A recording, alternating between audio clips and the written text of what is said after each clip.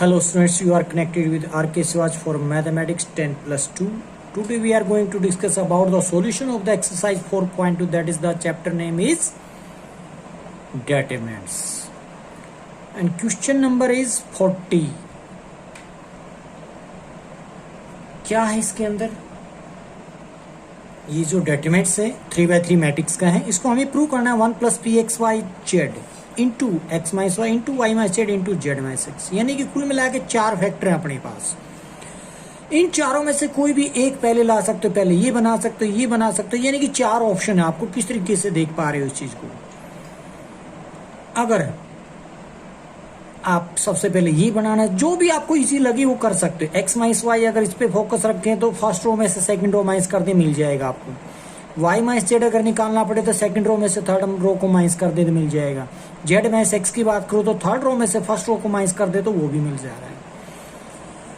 तो easy easy option आपके सामने, जो भी मर्जी करना चाहें कर सकते हैं। तो हमें जो है हम इसको स्प्लिट कर लेते हैं। सबसे पहला काम, यानी कि ये ऑप्शन है आपके पास, तो उससे पहले मैं इसको स्प्लिट कर लेता हूं इस डेटरमिनेंट को 2 डेटरमिनेंट्स में, यानी कि 1 1 इस थर्ड कॉलम को दे दूंगा और सेकंड वाले को थर्ड कॉलम में P X cube, P Y cube और पी जेड क्यूब लिख दूंगा। बाकी first second column as it is है। तो अब क्या बोल रहा हूं, taking X Y Z and P common from second determinant. Second determinant से यहां से एक्स आ रहा है, वाई आ रहा है, जेड आ रहा है और पी इस कॉलम से आ रहा है। लेने के बाद दोनों को बाहर निकालने, डेटरमिनेंट्स को। क्या कह रहा हूं, इन दोनों डेटरमिनेंट्स को कॉमन ले लें आप। तो अभी तक कॉमन लेने पे आप थोड़ा सा चेंज पाओगे, तो वो जब तक नहीं हो जाता चेंज इक्वल तब तक कॉमन नहीं ले पाएंगे। कॉमन लेने से पहले देखो, जो C3 है वो C1 पे आया हुआ है, जो C1 है वो C2 पे आया हुआ है, जो C2 है वो C3 पे आया हुआ है। तो इसको पहले इक्वल करना चाहेंगे, इसलिए मैंने क्या किया, C2 और C3 को इंटरचेंज किया है तो नेगेटिव साइन आएगा। अगली बारी मैं इसको यहां पर लाना चाहूंगा, यानी कि C1 और C2 को इंटरचेंज करना चाहूंगा, तो माइनस माइनस क्या हो जाएगा प्लस, क्योंकि एक माइनस पहले से एक, जैसे ही आप इनको इंटरचेंज करेंगे तो दूसरा नेगेटिव आएगा, तो नेगेटिव नेगेटिव पॉजिटिव। अभी इस दोनों को कॉमन लेंगे तो 1 plus P X Y Z बचेगा, तो वही हमने यहां पर लिख दिया है। तो मैंने क्या कॉमन लिया है, पूरा डेटरमिनेंट कॉमन लिया दोनों टर्म में से, तो ये रिजल्ट बनता है। कहने का मतलब हमने पहला फैक्टर ये बनाया है, इधर से नहीं, आप ये बना सकते थे अगर आपको ये इजी लगता है तो 4 ऑप्शन दी थी मैंने यहाँ पर। तो ये बनने के बाद अब 3 फैक्टर और रहते हैं, इसमें से भी आप फोकस कर लें तो वही जो मैं पहले बोल के आया था अभी भी अप्लाई हो रहे हैं। R2 minus R1, R3 minus R1 यहाँ पर मैंने लिख दिया है। तो 2 फैक्टर यहाँ से कॉमन आ जाएंगे आपको, y माइनस एक्स ले लो या एक्स माइनस वाई ले लो, जेड माइनस एक्स ले लो या एक्स माइनस जेड ले सकते हो। तो वैसे तो मैं वाई माइनस एक्स इधर से ले रहा हूँ, जेड माइनस एक्स इधर से ले रहा हूँ, तो मेरे को ये कॉमन लेने के बाद जो बचेगा ये नजर आ रहा है आपको। तो अब उठा के एक्सपेंड कर दो, क्योंकि 4 टोटल फैक्टर थे, 3 फैक्टर हम बना चुके हैं, चौथे फैक्टर के लिए एक्सपेंड कर लेते हैं, वहां से मिल जाएगा, वही आपका आंसर आ जाएगा।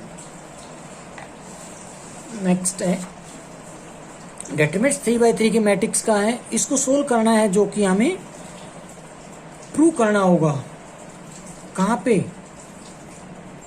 कि वो ये रिजल्ट आ जाएगा। क्या चीज है ये, 1, यानी कि 1 के इक्वल लाना है। तो ऑपरेट कर रहा हूं मैं इसके ऊपर R2 में से R1 का डबल माइनस, किस लिए, ताकि 0 बन जाए। मैं एक्सपेंड करना चाह रहा हूं डायरेक्टली, 2 ऑपरेशन लगा के। डायरेक्टली नहीं करेंगे, ऑपरेशन तो लगाएंगे, यानी कि जब तक प्रॉपर्टी यूज नहीं करोगे तब तक आप एक्सपेंड मत करना। तो मैंने ऑपरेट किया R2 minus double of R1 and R3 minus triple of R1, तो यहां पर दोनों की जगह 0 बन जाएगी, वो बना चुका हूं मैं। अब एक्सपेंड कर दूंगा C1 के अलोंग, तो जैसे C1 के अलोंग एक्सपेंड किया, रिजल्ट आया 1। नेक्स्ट 42 क्वेश्चंस, जो कि 3x3 मैट्रिक्स का डेटरमिनेंट है, प्रूव करना है 4ABC के इक्वल। रिजल्ट हमें इसमें मल्टीप्लाई कर रहा हूं first row, second row, third row को CAB रिस्पेक्टिवली से and dividing by ABCD। Divide रखा आपने बाहर और AB नीचे, और जो मल्टीप्लाई किया मैंने, इसको मैंने कर दिया C से मल्टीप्लाई, सेकंड रो को मैंने कर दिया ए से मल्टीप्लाई, थर्ड रो को मैं कर रहा हूँ बी से मल्टीप्लाई। तो मल्टीप्लाई करने के बाद जो रिजल्ट आया, यानी कि किया इनको है, तो रिजल्ट ये आएगा। और रिजल्ट आने के बाद अब आप एक ऑपरेट करेंगे R1 plus R2 plus R3, उससे क्या मिलेगा आपको, 2 मिल जाएगा, 4 का फैक्टर। तो देखिएगा 2 आ गया है, जैसे ही आपने R1 R2 R3 ऐड किया तो 2 बाहर निकाल लेंगे, टेकिंग कॉमन 2 फ्रॉम R1, तो ये मिलेगा। ये मिलने के बाद दो ऑपरेशन लगा देंगे इकट्ठे। क्या लगा रहे हैं, R2 में से R1 माइनस कर दो, R3 में से R1 माइनस कर दो, R2 में से R1 को माइनस कर दें और R3 में से R1 को माइनस कर दें, तो R1 एज इट इज है, R2 और R3 चेंज हो जाएंगे इस तरीके से। अब आप देखेंगे यहाँ पर R1 plus R2 plus R3 का एक ऑपरेशन लगाने के बाद ये 0 0, यानी कि यहाँ पर भी 0 मिल जाती, कहने का मेरा मतलब ये, तो मेरे को 0 मिल जाएंगी सारे डायगोनल एलिमेंट, तो एक्सपेंड करना मेरे लिए ईजी हो जाएगा। इसलिए मैंने ये ऑपरेशन लगाया R1 plus R2 plus R3 यहाँ पे, तो जैसे ऐड करोगे यहाँ 0 आ जाएगा। बाकी आगे बढ़कर मैंने क्या किया, एक्सपेंड कर दिया इस डेटरमिनेंट्स को। जैसे एक्सपेंड करता हूँ ये रिजल्ट मिलता है। एक्सपेंड करने के बाद मेरे को मिला ये रिजल्ट, जो कि 4a² b² c² upon abc, जो कि 4abc आएगा रिजल्ट आंसर। नेक्स्ट में 43 में एक 3x3 की मैट्रिक्स का डेटरमिनेंट, जो कि प्रूव करना है 1 minus x² into determinant a c p b d q u v w element उसका। तो यहां पर तो 1 माइनस x² पे अगर मैं फोकस डालूं तो कैसे निकल सकता है वेक्टर, तो देखो कि R1 में से R2 का डबल माइनस कर लो, R1 में से R2 का डबल कह रहा हूं, x टाइम x से मल्टीप्लाई करके माइनस कर लो, तो क्या आएगा, तो लिखा मैंने R1 minus x time of R2, तो क्या हो जाएगा, a माइनस, क्योंकि bx से bx कैंसिल हो जाएगा, ax² हो जाएगा। तो इन दोनों में से a कॉमन ले लो, इन दोनों में से c कॉमन ले लो, इन दोनों में से p कॉमन लेने के बाद ये रिजल्ट बनेगा। 1 माइनस x², अब R1 से कॉमन ले लेंगे तो ये रिजल्ट रहेगा। उसके बाद R2 में से माइनस कर रहा हूं मैं, क्या किसका कितना टाइम, R1 का x टाइम, तो यहां पर x गायब हो जाएगा इधर से, तो वही मैंने किया, x गायब हो गया। अब आप देखेंगे कोई चेंज करना बाकी है, तो ACP BDQ BDQ UVW as it is, यही हमें आंसर देना था। Next sine alpha cos alpha plus delta, तो ये जो एलिमेंट आपको नजर आ रहे हैं, इसको हमें प्रूव करना है कि रिजल्ट सारा का सारा है ये 0 आना चाहिए। तो क्या करते हैं हम, सबसे पहले तो कोस A प्लस B की प्रॉपर्टी को ओपन करते हैं, ये रिजल्ट बनेगा, बाकी एज इट इज है। उसके बाद इस C3 में ऐड करूंगा किसका किससे क्या मल्टीप्लाई करके, अगर मैं इसमें यानी कि एक तरीके से किस में करने जा रहा हूं, C3 में अगर मैं ऐड कर दूं क्या चीज, इसको मल्टीप्लाई कर लूं साइन डेल्टा से, क्योंकि साइन अल्फा साइन डेल्टा, और इसको मैं मल्टीप्लाई कर लूं किसको, C1 को डेल्टा से मल्टीप्लाई करने के बाद, और साथ ही साथ अगर वो मैं सब्ट्रैक्ट कर दूं क्या चीज उसी में से, इस यानी कि जो सेकंड कॉलन है उसको कोस डेल्टा से मल्टीप्लाई करके, तो यहाँ रिजल्ट 0 आ जाएगा सारे में। तो वही मैं करना चाहूंगा, यानी कि लिखूंगा ऑपरेशन क्या C3 के लिए, C3 goes to C3 plus, C3 में तो प्लस कर दूंगा इसको, तो साइन डेल्टा से मल्टीप्लाई, इसको कोस डेल्टा से मल्टीप्लाई करके माइनस कर दूंगा, तो ये रिजल्ट 0 हो जाएगा। तो किसी भी रो या किसी कॉलम के अंदर अगर सारे एलिमेंट 0 होते हैं किसी डिटरमिनेंट के, तो इसका मतलब डिटरमिनेंट की वैल्यू भी 0 होती है। नेक्स्ट 45th डेटरमिनेंट से 3x3 मैट्रिक्स का जिसको प्रूव करना है हमें, minus sine A minus B into sine B minus C into sine C minus A। उसके लिए मैं क्या करता हूं, अगर मैं देखूं C1 और C3 को, तो उन दोनों को ऐड कर दूं तो यहां पर 1 बन जाएगा, और वही काम करने जा रहा हूं, C1 प्लस C3 लिखने जा रहा हूं ऑपरेशन के लिए। तो यहाँ सब में sine square theta plus cos square theta आपने पढ़ा होगा, जाना होगा, 1 होता है, तो इसकी जगह भी 1 हो जाएगा, इसकी जगह 1, इसकी जगह भी 1 1 लिख देंगे आगे चल के।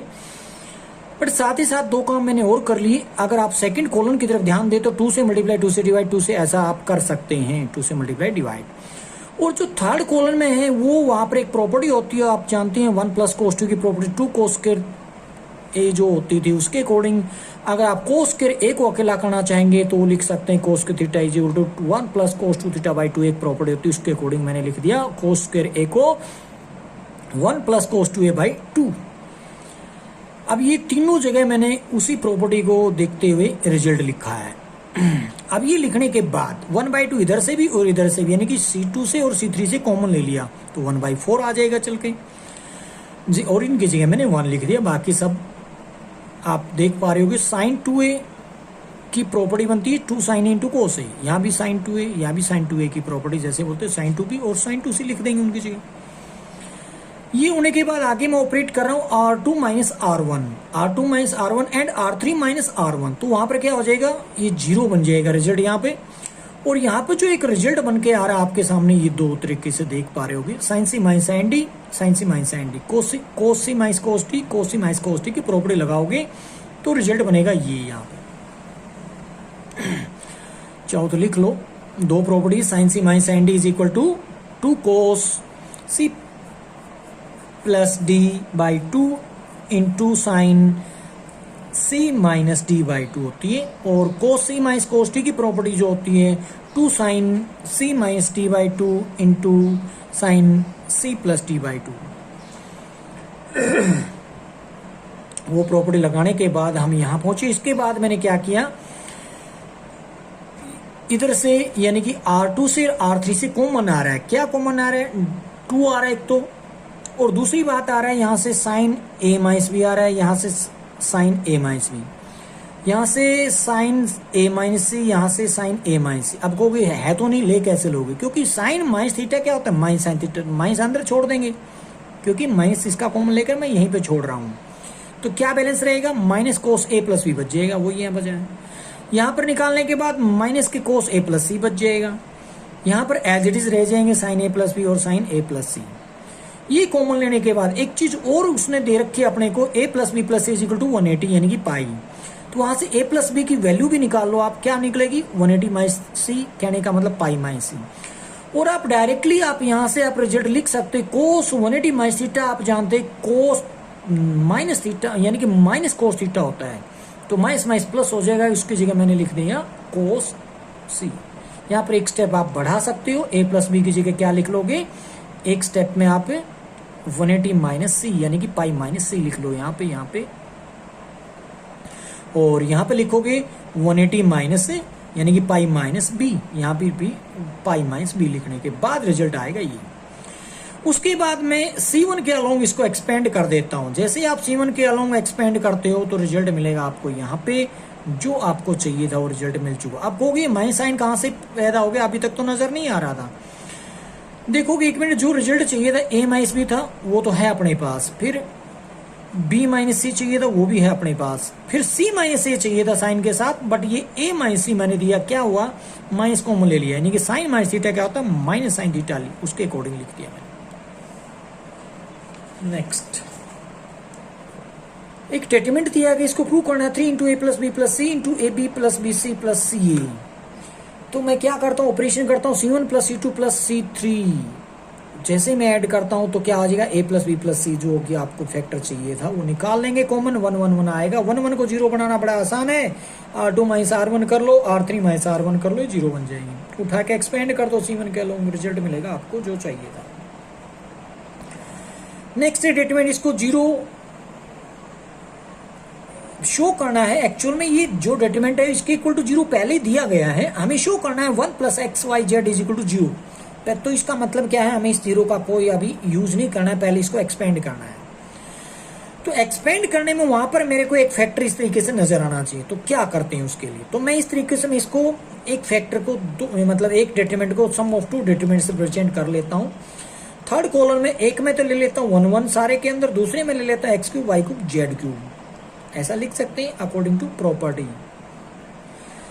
अब यहां से आप देखोगे पहले में मैं जो काम कर रहा हूँ कोई भी चेंज नजर नहीं आ रहा होगा, बट दूसरी के अंदर कोई एक नजर आ रहा है। क्या? x कॉमन आ रहा है, y कॉमन आ रहा है, z कॉमन आ रहा है। ले लेते हैं, जैसे x y z कॉमन लिया आपने, ये और ये थोड़ा सा चेंज है, बाकी इक्वल नजर आएंगे। क्या चेंज है वो? यहाँ आप इंटरचेंज कर लो किसको? C2 और C3 को तो माइनस बाहर रखना पड़ेगा। अगली बारी मैं C1 और C2 को इंटरचेंज कर दूंगा तो इसकी कॉपी बन जाएगी, ये इस जैसा बन जाएगा। तो आगे चलकर वो काम किया मैंने, तो माइनस माइनस प्लस हो जाएगा क्योंकि दो बार आप इंटरचेंज कर चुके हो। उसके बाद दोनों डेटाबेस को कॉमन लोगे तो 1 + x + y × z आ चुका है। आगे आप ये चाहे एक्सपेंड करो या ना करो, कोई फायदा नहीं उस चीज का। ना भी करते हो तो आपका काम वैसे पूरा हो चुका, क्योंकि इसके इक्वल टू 0 दे रखा है। तो दो फैक्टर की प्रोडक्ट 0 होने का मतलब या तो ये 0 है या फिर ये 0 है, तो पहले हम इसके इक्वल टू 0 भी लिख सकते हैं। फिर भी आप कर दो तो अच्छा है। क्या? इसको एक्सपेंडेशन की बात चली हुई है, तो इसको एक्सपेंड करोगे तो उससे पहले आपने क्या करना पड़ेगा? 2 0 कम से कम बढ़ानी पड़ेगी। मैंने भी R2 - R1 R3 - R1 का ऑपरेशन लगाना, 2 0 एक्सपेंड कर दी मैंने C1 के लॉन्ग। रिजल्ट मिलेगा आपके पास, ये फैक्टर और आ जाएंगे 3, एक अपने पास पहले से था। अब इस इक्वल टू 0 दे रखा, तो इसका मतलब ये हो जाएगा कि ये 0 है, ये 0 है, ये 0 है, ये 0 है। अब देखिएगा, x - y = 0 रखोगे, x = y हो जाएगा, यहाँ y = z हो जाएगी, यहाँ z = 0 रखने पर = x चला जाएगा। अब आप देखोगे x y z आपस में इक्वल नहीं है। कहाँ से? गिवन है ये चीज। इसका मतलब ये 0 नहीं है, तो ये 0 नहीं है तो कौन 0? फिर ये तो 0 बचा हुआ है। अब ये केस आकर हमें मजबूर करता है कि आप पूरा सोल्व कीजिए, क्योंकि ये 0 भी तो हो सकता है, पूरे रिजल्ट का 0 होने का मतलब ये 0 जरूरी नहीं है। इसलिए ये जरूरी है कि इसको एक्सपेंड आप करें ताकि पूरे मार्क्स आपको मिले। तो मैं तो यही आपको सलाह दूंगा, यहीं पे 0 मत लिखें इसके इक्वल। इसको एक्सपेंड करने के बाद आप ये चीज बताएं कि 0 रखने के बाद हमें बराबर मिलेगी वैल्यू, x y के बराबर, y z के बराबर, z x के बराबर। बट गिवन है कि ये x y z बराबर है ही नहीं, तो ये 0 नहीं हो सकते। तो एक ही रिजल्ट बचा, ये 0 होगा। यही हमें प्रूव करना था। नेक्स्ट, ये डिटरमिनेंट दिया गया है, उसको 0 शो करना है। फिर ABC are the pth qth and R term of GP, ये भी दे रखी है। तो जीपी के टर्म के अकॉर्डिंग हम लेट कर लेते हैं। तो AR स्क्वायर, जिसको एक जीपी की सीक्वेंस है। First term is A and common difference is R। तो स्मॉल a की वैल्यू उसके अकॉर्डिंग क्या आ जाएगी? A × R⁻p−1। इसके अंदर b के अंदर क्या आ जाएगी? A × R⁻q−1। स्मॉल a मत मान ले लेना इसको। क्यों नहीं लेंगे? क्योंकि वो उसने ABC उसने खुद दे रखे हैं इसके अंदर, इसलिए इसको स्मॉल ABC के अंदर, AB के अंदर नहीं डाल सकते ABC में इस जो जीपी की सीक्वेंस को। तो ध्यान रहे कैपिटल लेटर यूज करने हैं। उसके लिए हम क्या करेंगे आगे चल के? अब स्मॉल a की, b की और c की वैल्यू उठा के यहां से रख देंगे। उसके बाद आगे बढ़ते हैं, यहां पर पहुंचते हैं। तो मैंने यहां पर क्या अप्लाई कर लिया? प्रोडक्ट फार्मूला, जिसके अंदर आप लिख सकते हो log m × n log m + log n। उसके अकॉर्डिंग मैंने log a × log R⁻p−1 था, तो साथ ही साथ मैंने पावर फार्मूला भी आगे लिख दिया है, पावर को, ये पावर फार्मूला यूज करते हुए। तो फिर बता रहा हूं यहां पर कौन सा फार्मूला यूज किया है। 2 फार्मूले यूज किए। सबसे पहले तो मैं लिखूंगा log of m × n = log of m + log of n होता है। दूसरा पावर फार्मूला यूज किया, log of m to the n अगर है तो उसको आप n × log of m लिख देंगे। इन दोनों का यूज किया है।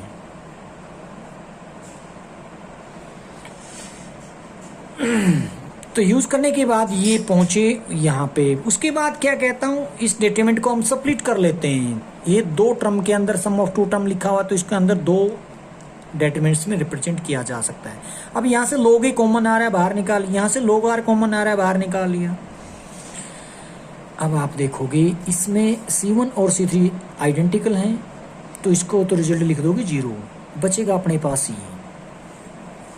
अब इसमें मैं क्या कर लेता हूं, दोनों को ऐड कर सकता हूं C1 में C3, तो क्या हो जाएगा? ये P Q R रह जाएंगे, वो आइडेंटिकल हो जाएगा। तो मैंने यहां पर वही लिख दिया है या फिर दूसरा ऑप्शन यहाँ ये भी था कि C2 में से C3 को सबट्रैक्ट कर लो तो C1 C2 आइडेंटिकल हो जाते, जो मर्जी इनमें से यूज कर लो। तो मैंने C1 प्लस C3 किया है तो वो रिजल्ट मिलेगा आपको C1 और C2 आइडेंटिकल। ये भी 0 हो गया। 0 प्लस 0 क्या होता है? 0। यही प्रूव करना। नेक्स्ट स्टेटमेंट ये दिया गया है और शो करना है x is equal to 2 is the root of this equation. तो क्या करते हैं इसके लिए? ऑपरेटिंग करता हूं R1 माइनस R2। किस लिए? क्यों? क्योंकि x माइनस 2 इसमें से बाहर निकाला जा सके, तभी तो x इज इक्वल टू 2 निकलेगा, क्योंकि इसके इक्वल टू आप रखोगे तो जीरोस के लिए। तो उसको मैंने बाहर निकाले x माइनस 2 को R1 से, तो रिजल्ट मेरे पास ये बना। उसके बाद मैं इसको एक्सपेंड करने से पहले 0 बनाना चाहूंगा, C3 प्लस C1 कर दूंगा तो यहाँ 0 बन जाएगा। नेक्स्ट जो मैंने किया यहाँ पे, इसके बाद मेरे को यहाँ से x माइनस 1 कॉमन नजर आ रहा है, किससे? C3 से। x माइनस 2 और x माइनस 2 आया है यहाँ पे। और मैंने क्या किया ऑपरेशन यहाँ पे, यहाँ पर देखोगे ऑपरेटिंग किया मैंने C3 प्लस C1। C3 मेरे पास ये है और इसको C1 को ऐड करूंगा तो x माइनस 1 आएगा अगली बारी common, x minus 2 into x minus 1। तो x minus 1 into x minus 2 दो फैक्टर आ चुके कॉमन लेने के बाद। उसके बाद हम यहाँ पर R2 माइनस अगेन R3 को ऑपरेशन लगाने जा रहे हैं। R2 में से R3 को माइनस करने जा रहा हूं, तो यहाँ पर रिजल्ट बन जाएगा इस टाइप से, यानी कि 5 और ये माइनस 5x, यहाँ पर 0। ये 0 बनने के बाद मैं इसको एक्सपेंड कर दूंगा C1 C3 के अलोंग, तो रिजल्ट मिलेगा मेरे को एक और फैक्टर के साथ, जो कि ये बनेंगे। अब आप देखोगे इक्वेटिंग द इट टू 0, इसको क्योंकि ये जीरोस थे तो इसका मतलब इसके 0 के इक्वल रखेंगे, वहां से इक्वेट करेंगे तो x की वैल्यू यहाँ से 1 आएगी, 2 आएगी और माइनस 3 आएगी। उसने मांगा था x की वैल्यू यहाँ पर 2 है, तो हमारी आ चुकी है। नेक्स्ट एक स्टेटमेंट से इसके इक्वल टू 0 दिया गया है, तो वहां से x की वैल्यू निकालनी है। तो मैं एक्सपेंड करने से पहले क्या एक ऑपरेशन करना चाह रहा हूं यहाँ पर R1 plus R2 plus R3, तो वो जो होगा वो क्या रहेगा, जिसे आप ऐसा करोगे 3x माइनस 2 मिलेगा R1 में, उसको बाहर निकाल देंगे एज ए कॉमन। उसके बाद दो ऑपरेशन लगाऊंगा C1 माइनस C3 और C2 माइनस C3। तो ये ऑपरेशन लगाने के बाद मेरे को 2 जीरोस मिल जाती हैं, बल्कि कह लो R1 में मिल जाएंगी और C1 में भी 2 जीरो मिल जाएंगे। उसके बाद मैं एक्सपेंड कर देता हूँ अलोंग R1 के। जैसे एक्सपेंड करता हूँ रिजल्ट मेरे को मिलता है, तो दो फैक्टर के इक्वल टू 0 है, तो इसके इक्वल टू 0 रखूंगा तो 2/3 वैल्यू मिलेगी। और ये स्केयर में है, इसका मतलब 2 वैल्यू मिलेंगी। कौन सी? 11/3 की, वो मैंने यहाँ पर लिख दी। x की वैल्यू आ चुकी है। उसके बाद अब एक और पार्ट है इसका, वो जो है इसके इक्वल टू 0 दिया गया, तो x की वैल्यू आप कैसे निकालते हैं? काम वही है, C1 plus C2 plus C3 को ऑपरेट कर रहा हूं मैं। जैसे आप ये काम करेंगे आपको मिलेगा 3 माइनस x सभी एलिमेंट में, तो उसको बाहर निकाल लेंगे। उसके बाद 2 जीरो बनाएंगे, R2 माइनस R1 और R3 माइनस R1 को ऑपरेशन लगाने के बाद। उसके बाद एक्सपेंड कर दोगे C1 के अलोंग, तो रिजल्ट मिलेगा आपको ये दो फैक्टर के इक्वल टू 0। तो पहले फैक्टर के इक्वल टू 0 रखोगे तो वहां से x की वैल्यू आ रही है 3a, और दूसरे फैक्टर के इक्वल टू 0 लिखोगे तो 0 वैल्यू आ रही है, तो 0 भी आ रही है, 3a भी आ रही है। नेक्स्ट है find the root of the equation if, जो आपको ये नजर आ रहा है ओमेगा W जैसा, that is a cube root of unity. Omega क्या चीज है? Cube root of unity. आप जानते हो उसकी प्रॉपर्टी क्या होती है? 1 plus omega square equal to 0 होती है, और ओमेगा क्यूब की वैल्यू क्या होती है? 1 होती है। इन चीजों का यूज करते हुए आगे बढ़ रहे हैं। ओमेगा क्यूब की तो शायद जरूरत नहीं पड़ेगी, बट इसकी जरूरत पड़ेगी। आगे बढ़ते हैं तो क्या करता हूँ, C1 plus C2 plus C3 operate करता हूं, तो मेरे को मिलेगा 1 plus omega plus omega square plus x। तो इस टाइप से उसको बाहर निकालेंगे, बट उससे निकालने से पहले आप इसमें डायरेक्टली वैल्यू भी डाल सकते हैं। अगर मैं यहाँ से वैल्यू डालूंगा 1 प्लस ओमेगा स्क्वायर, यहाँ पर हो जाएगा 0, तो 0 प्लस x 0 ऐड करोगे तो x रह जाएगा, यहाँ भी x रह जाएगा, यहाँ भी x रह जाएगा, क्योंकि बाकी की जगह क्या दे दिया मैंने? 0 डाल दिया। किसकी जगह? 1 प्लस ओमेगा स्क्वायर के 0, 1 प्लस ओमेगा स्क्वायर, यहाँ भी 0, तो x रह जाएंगे इसके अंदर। x बाहर निकाल लें, फिर से 2 जीरो बनाने की कोशिश करें और एक्सपेंड करने के लिए आगे बढ़ें। मैंने भी वही किया, R2 माइनस R1 और R3 माइनस R1 लगाने पर 2 जीरो मिल गई। 2 जीरो मिलने के बाद एक्सपेंड कर दूंगा C1 के लॉन्ग। एक्सपेंड करने के बाद मिलेगा आपको ये फैक्टर यहाँ भी एक प्रॉपर्टी लगाओगे, क्या चीज, ओमेगा क्यूब अब काम आ रहा है 1 दिया जाएगा, ओमेगा क्यूब जहां जहां नजर आ रहा है वहां पर 1 देंगे, क्योंकि ओमेगा की पावर 4 को तोड़ लेंगे ओमेगा क्यूब इंटू ओमेगा, तो ओमेगा क्यूब की जगह 1 डाल देंगे। बाकी जो बचे आपके पास वहां पर आप देखोगे माइनस ओमेगा प्लस ओमेगा गायब हो जाने वाला है, तो ये बनेगा एक्स इंटू एक्स के, यानी कि एक्स क्यूब बचा, एक्स क्यूब इक्वल टू 0, तो एक्स की वैल्यू तीनों के तीनों 0 आ जाएंगे। And last some is determinant से इसको हमें शो करना है, या तो इसके अंदर फैक्टर आई बी सी 0 रहेगा, या फिर A plus B sorry A is equal to B is equal to C रहेगा। तो क्या करेंगे इसके लिए, सबसे पहले मैं कहूंगा कि इसमें कोई प्रॉपर्टी आप मतलब ऑपरेशन के अकॉर्डिंग काम करेंगे। ए प्लस बी प्लस सी, आप कहने का मेरा मतलब है वहां से देख पा रहे होगे एक जैसा रिजल्ट बन रहा हो, कब R1 plus R2 plus R3 देखोगे तो ऐड करके।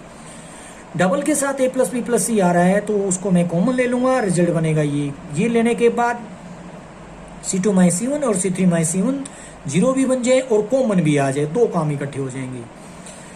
तो कॉमन तो शायद आपको नहीं आएगा, बट 0 0 बन चुके हैं, तो उठाकर आप एक्सपेंड भी कर सकते हैं। यहां देखोगे R1 के अलोंग मैंने एक्सपेंड कर दिया इसको, जैसे मैं R1 के अलोंग यहां पर एक्सपेंड कर रहा हूं, इसमें R1 के अलोंग एक्सपेंड करूंगा तो रिजल्ट यहां पर पहुंचा है। इसको जब आप आगे बढ़ाओगे तो क्या मिलेगा, A B B C plus A C minus A square minus B square minus C square. अगर इसमें से माइनस कॉमन ले लें, उसको बाहर रख दें, तो क्या हो जाएगा, A square plus B square plus C square minus B minus B minus C हो जाएगा, जो यहाँ पे लिखा गया। ये एक प्रॉपर्टी होती है एक्चुअल में, वो प्रॉपर्टी मत बोलिए उस चीज को, तो क्या बोलें फिर। देखिए वहां से प्रॉपर्टी लगा सकते हैं, यहाँ पर कंफ्यूजन है जरूर, क्योंकि वो प्रॉपर्टी आपके दिमाग में आ सकती है, जो कि लास्ट लेक्चर में मैंने डिस्कस की थी। बट आप अपनी तरफ से यहाँ पर एक ट्रिकली क्वेश्चन, ये इसलिए बोल रहा हूं मैं, ये 2 जोन अंदर भेज दो, ये ट्रिकली क्वेश्चन है, तो स्पेशली ध्यान देना इस चीज पे। जैसे ही आपने 2 अंदर भेजा, ये डबल हो जाएंगे सारे के सारे। अब उसमें से एक और काम कर रखा है मैंने, ए यहाँ पर मैं चाहता हूं, क्योंकि मैं रिजल्ट को देखते हुए काम कर रहा हूँ। रिजल्ट मेरे पास क्या है, A is equal to B is equal to C आना चाहिए, तो इसका मतलब A is equal to B आना चाहिए, B is equal to C आना चाहिए, A is equal to C आना चाहिए। वो कब आएगा, जब ए माइनस बी 0 इक्वल हो, बी माइनस सी 0 इक्वल हो, ए माइनस सी 0 इक्वल हो, यानी कि वो फैक्टर चाहिए, कहने का मतलब ये है। वही फैक्टर बनाने की मेरी कोशिश यहाँ पर चली हुई है। देखिए तो फैक्टर तो बनेंगे नहीं, बट वो रिजल्ट उसी तरीके से आएगा। क्या बनेगा, यहाँ पर देखोगे, इससे एक ए स्क्वायर ले लिया, इससे एक बी स्क्वायर ले लिया, आप देखोगे माइनस 2 ए भी यहाँ पर रखा हुआ है, इनको इकट्ठा कर दिया। फिर उसके बाद बी स्क्वायर मैंने यहाँ से जो एक बचा हुआ था वो रख दिया, सी स्क्वायर मैंने इसका ले लिया, माइनस 2 भी सी इसका उठा कर रख दिया। अब ए स्क्वायर यहाँ पर बचा हुआ तो मैंने इधर रख दिया, सी स्क्वायर मेरा एक बचा हुआ था यहाँ पर रख दिया, माइनस 2 सी इधर रख दिया। यहाँ एक कंप्लीटिंग स्क्वायर, यहाँ एक कंप्लीटिंग स्क्वायर, यहाँ एक कंप्लीटिंग स्क्वायर है, तो ए माइनस बी का स्क्वायर, बी माइनस सी का स्क्वायर, सी माइनस सी का स्क्वायर इधर से आगे। अब देखिएगा 2 फैक्टर हैं और उसका रिजल्ट 0 है, तो या तो पहला फैक्टर 0 है, दूसरा वाला फैक्टर 0 है। अब वो क्या पॉसिबिलिटी है वो देखोगे आप, तो वहां पर क्या मिलेगा आपको, तो वहां पर आपको मिल रहा है कि ये 0 कैसे हो सकता है। ये 0 तो स्केयर क्वांटिटी तो 0 हो ही नहीं सकता, कब तक, जब तक कि सारे 0 ना हो जाएं। तो इसलिए ये 0 होगा, ये 0 होगा, ये 0 होगा, तो उसके अकॉर्डिंग मैंने लिख दिया आगे चल के, ए माइनस बी 0 है, बी माइनस सी 0 है, सी माइनस ए 0 है, और या फिर ए प्लस बी प्लस सी 0 है। चलो ए प्लस बी प्लस सी 0 ये तो मांग रखा था। अब जैसे कि बात ये कर रखी थी हमने, स्केयर क्वांटिटी 0 हो ही नहीं सकती, मतलब स्केयर क्वांटिटी का सम 0 नहीं हो सकता। स्केयर क्वांटिटी 0 हो सकती है, बट स्केयर क्वांटिटी का स्केयर क्वांटिटी का सम 0 नहीं हो सकता। इसलिए एक ही केस बना, ये 0 होना चाहिए, ये 0 होना चाहिए, ये 0 होना चाहिए।